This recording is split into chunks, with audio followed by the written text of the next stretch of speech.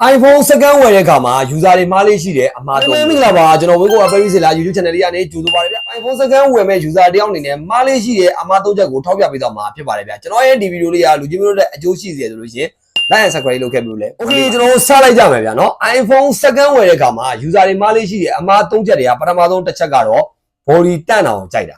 body တန့်တာကိုကြိုက်တဲ့ကြောင့်မို့လို့ body chain အလုံးအနေနဲ့တိုးကြတယ်user တွေကတော့မသိလို့ပေါ့ဆိုင်သမားတွေကတော့မပြောလို့ပေါ့ဒီလိုမျိုး73 mini လေးကိုကျွန်တော်ပြပြတယ်ဆိုတာဒီ73 mini ကထွက်ခဲ့တာ2021ခုနှစ်ကထွက်ခဲ့တာဒီနေ့ဆိုရင်2026ခုနှစ်ဆို9နှစ်တာကာလအတွင်းမှာအပွန်စင်းလုံးဝမရှိပဲရှိနေရဆိုလို့ရှိရင်ဒီလိုမျိုးလက်ခံဒါလုံးဝ body chain ထားတယ်လုံးဝအပွန်စင်းမရှိဘူးအတန့်လုံးဝဒါမျိုးကိုဒီဗီဒီယိုလူကြီးမလို့မတွေ့ဘူးဆိုလို့ရှိရင်တေးကြတယ်ဒီလုံးအပြင်မှာတွားဝယ်တဲ့လူဆိုလို့ရှိရင်ဒီဘုံကိုရွေးလိမ့်မယ်ဘာလို့လဲ body တန့်လို့ဘာဖြစ်လို့လဲဆိုတော့လှတာတော့ကျွန်တော်တို့ဥဒိလူစားအကုန်လုံးကြိုက်တယ်ဒါပေမဲ့ iPhone ကတော့မကြိုက်ပါနဲ့ဗျာနော် body chain လာတာဘာဖြစ်လို့လဲလို့မေးလို့ရှိရင်ချက်ရှိပါတယ်သူက normal heat ကိုခံနိုင်ပေမဲ့ normal တဲ့ပိုလာတဲ့ heat ကို iPhone original body တွေခံနိုင်ပေမဲ့လဲထားတဲ့ body တွေမခံနိုင်ပါဘူးဗျဒုတိယတစ်ချက်ကတော့အကျန်းမခံတာပဲဒီကောင်က cover အမှာတက်ရင်တော့မှကျွန်တော်တို့နောက်ကလစ်တွေ auto ကွဲသွားတဲ့အနေအထားမျိုးရှိတယ်ပြုတ်ကြရင်တော့တေချာပေါ့ကွဲပါတယ်ဗျာနော်အကျန်းလုံးဝမခံပါဘူး body chain တွေကအဲ့နှစ်ချက်ရှိရတဲ့ကြောင့်မို့လို့ပြီးတော့နောက်တစ်ခုကပေးရတဲ့စီနဲ့ body chain လုံးနဲ့မတန်ဘူး body chain လုံးကိုကျွန်တော်ပုံမှန်ပေါက်ဈေးတဲ့ရော့ပြီးတော့ရတယ်ဆိုလို့ရှိရင်တော့တက်မျိုးပေါ့ဗျာဒီလိုမျိုးဆိုရင်တော့လက်ခံလို့ရတယ်ပေါ့ကျွန်တော်တခုရှင်းပြပေးမယ်ဒါကျွန်တော်တို့73 CD ပဲနှစ်ခုလုံး73 CD ထွက်ထားတဲ့ခုနှစ်လည်းကျွန်တော်တူတူပဲเนาะ2021ခုနှစ်ကထွက်တဲ့အလုံးဒါဆိုတော်တော်လေး user ကကျွန်တော်တော်တော်လေးတည်သက်ကန်တယ်လို့ပြောလို့ရတယ်ဒီမှာကြည့်အပေါ်အဆင်းလေးတွေဘေးပေါင်မှာပါတယ်ပေါ့နော်ဒါမျိုးပါရမယ်ဗျ all body မှာဘယ်လောက်ထိတည်သက်ကန်နေပဲပြောဒီလောက်တော့ပါရမယ်ဒါမှကာပါကျွန်တော်တို့ကျွတ်လေးတွေပါတယ်နောက်ကလည်းဘယ်လောက်တန့်တယ်မှန်တယ်ဒါပေမဲ့နည်းနည်းပပတော့ကျွန်တော်အပေါ်အဆင်းပပလေးတော့ရှိတယ်ဘယ်လောက်ထိယူတည်ရဲ့လူပဲရှိလုံးဝအစ်စ်တိုင်းဆိုရင်တည်ကြတယ်ဒါ body chain လုံးဖြစ်ပါတယ်ဗျဒါကြောင့်မလို့ body chain လုံးကိုတော့ရှောင်ကြပါဗျပထမနံပါတ်1ချက် Okay ဒုတိယတစ်ချက်အနေနဲ့ကတော့ iPhone သန်းကန်းဝယ်တဲ့အခါမှာဈေးတက်တဲ့နောက်ကိုလိုက်တာပါပဲဗျဈေးတက်တဲ့နောက်ကိုလုံးဝမလိုက်စေချင်ပါဘူးဈေးတက်တဲ့နောက်ဈေးပေါ်တဲ့နောက်ကိုလိုက်လို့ခံခဲ့ရတဲ့ user တွေမြောက်များစွာလဲတွေ့ခဲ့ပြီးသွားပြီ brand phone တစ်လုံးကိုဝယ်တဲ့အခါမှာပန်ကြီးတိုင်းပြီးဝယ်တန်ကြီးတဲ့ကျွန်တော်တို့ market မှာ2000 3000 5000လောက်ထိလျှော့တာကိုလက်ခံလို့ရပါမယ်2သိန်း3သိန်းလောက်စီဆိုတေးကြတယ်အဲ့ဒီဖုန်းတစ်လုံးမှာ pass တစ်ခုခုလဲထားတယ် error တစ်ခုခုသို့မဟုတ်တစ်ခုခုမှာ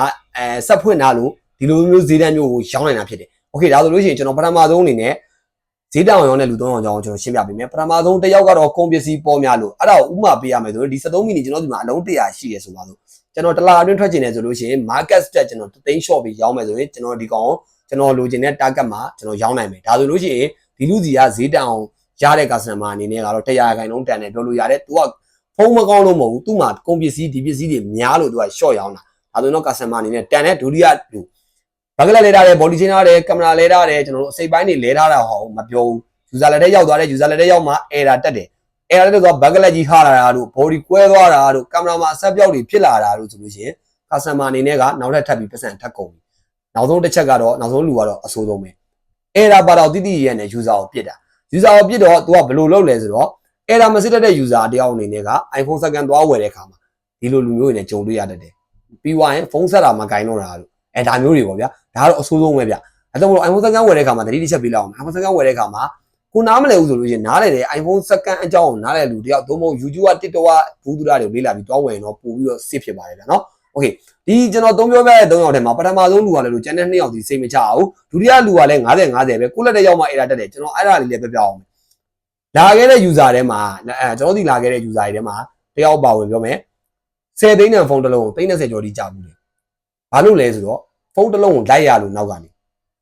ေဘာလို့လိုက်ရလဲဆိုတော့ဒုတိယလူမျိုးပေါ့ဗျာအခုနဘက်ကလက်တွေလဲထားတယ်ဘက်တီတွေလဲထားတယ်ဒါတွေလဲထားတယ်ဒါတွေလဲထားတယ်ဆိုတော့မပြောဘူးပြီးတော့လဲထားတဲ့အစိပ်ပိုင်းကမကောင်းဘူးအဲ့လိုကြောင့်မလို့နောက် user လက်ထဲမှာပြဿနာတက်တယ်တက်တဲ့ခါကျတော့ဒီ user ပတ်စံထပ်ပြီးတော့ကုန်သွားတယ်ဒါကြောင့်မလို့ brand phone တစ်လုံးဈေးနဲ့ပေးပြီးဝယ်မယ်ဆိုတော့ပိုကောင်းတယ်သို့မဟုတ်ကျွန်တော်ပြောတဲ့ပထမဆုံးဈေးတန်အောင်ရောင်းတဲ့လူတယောက်စီကအဲ့လိုမျိုးလူတွေစီကရတယ်ဆိုလဲကုန်ပစ္စည်းပို့လို့ရတယ်ဆိုလို့ရှိရင်ကျွန်တော်တို့ customer တွေအတွက်လည်းတန်ပါတယ်ဗျဒါကြောင့်မလို့ဈေးပေါ်တာတော့ကျွန်တော်တို့နောက်ဆုံးတစ်ချက်ကတော့ကျွန်တော်တို့ဖုန်းအာမခံနဲ့ဆိုင်အာမခံကိုတိတိကျကျမေးဖို့လိုအပ်ပါတယ်ဗျနော်ဖုန်းအာမခံကိုဘယ်လောက်ပေးလဲဥပမာပေါ့ဖုန်းကိုအာမခံထဲမှာကျွန်တော်တို့ဆက်တစ်ခုလုံးအတွက်ဟိုလား battery ဘိုင်းရောပါလားဘယ်ဘိုင်းတွေကိုအာမခံမပေးတာလဲဟိုတေချာရှင်းလင်းမေးဖို့လိုတယ်ဆိုင်အာမခံအနေနဲ့ဆိုလို့ရှိရင်ဒီဖုန်းတစ်လုံး error တက်ပြီဆိုလို့ရှိရင်အတစ်တစ်လုံးပြန်ချိန်ပေးတာလား service app ပေးတာလားဒါမှမဟုတ်လို့ရှိရင်ဘယ်လိုမျိုးအာမခံမှုလေးတွေပေးနိုင်လဲပေါ့ဒါမျိုးလေးတွေကိုကျွန်တော်ကမေးဖို့လိုအပ်တယ်ဗျ နော်အဲ့လိုမျိုးမမေးခဲ့လို့လည်းများသောအားဖြင့် customer တွေကအခုကျွန်တော် online သုံးတဲ့လူတွေဆိုသိမှာပါ Facebook မှာဆိုများသောအားဖြင့်ဘယ်ဆိုင်ကဝယ်တာဘယ်လိုမျိုးပါဆိုပြီးတော့ဆိုင်နာမည်နဲ့အောင်တင်ပြီးတော့ကျွန်တော်တို့များသောအားဖြင့်ကိုနာမည်ဟိုဟာပြက်ကြတဲ့ဆိုင်တွေရှိရဗျာဘာလို့လဲဆိုတော့အာမခံကိုမမေးလို့လည်းဟုတ်တယ်နောက်တစ်ခုကအာမခံကိုလန်တလုံးချလုပ်တဲ့ဆိုင်တွေလည်းရှိရဗျာဒါကိုသေချာသိဖို့အတွက်ဆိုလို့ရှိရင်ဖုန်းဝယ်တဲ့အခါမှာကျွန်တော်တို့အာမခံကိုသေချာမေးဖို့လိုအပ်တယ်အသေးစိတ်ပေါ့ဆိုင်အာမခံနဲ့ဖုန်းအာမခံဘယ်လိုအပိုင်းတွေအာမခံတာလဲဘယ်လိုဖြစ်ရင်ဘယ်လိုပြန်လုပ်ပေးမှာလဲဆိုတဲ့ဟာကိုသေချာသိဖို့လိုတယ်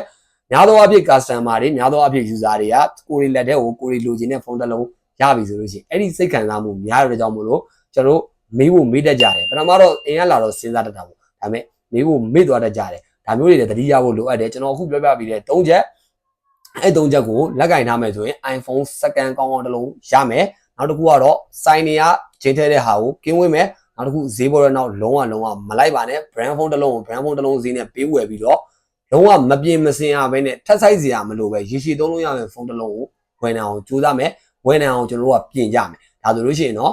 ကျွန်တော်တို့ရေရှည်သုံးဖို့အတွက်လည်းအဆင်ပြေလို့ကျွန်တော်တို့ရဲ့ money ကျွန်တော်တို့ရဲ့ငွေတွေကိုလည်းပြင်ဆင်အောင်မရောက်ဘဲနဲ့စေးဖြစ်မှာဖြစ်ပါတယ်ဗျကျွန်တော်ရဲ့ဒီဗီဒီယိုလေးကိုဒီမှာပဲဆုံးသက်မယ်နောက်တဲ့ဗီဒီယိုတွေမှာကျွန်တော်တို့ဘယ်ဖုန်းလေးတွေကိုဘာကြောင်းလေးတွေရှင်းပြပေးမယ်ဆိုတာကိုဆက်လက်ဆောင်ကြည့်ကြပါဦးဗျကျေးဇူးများတင်ပါတယ်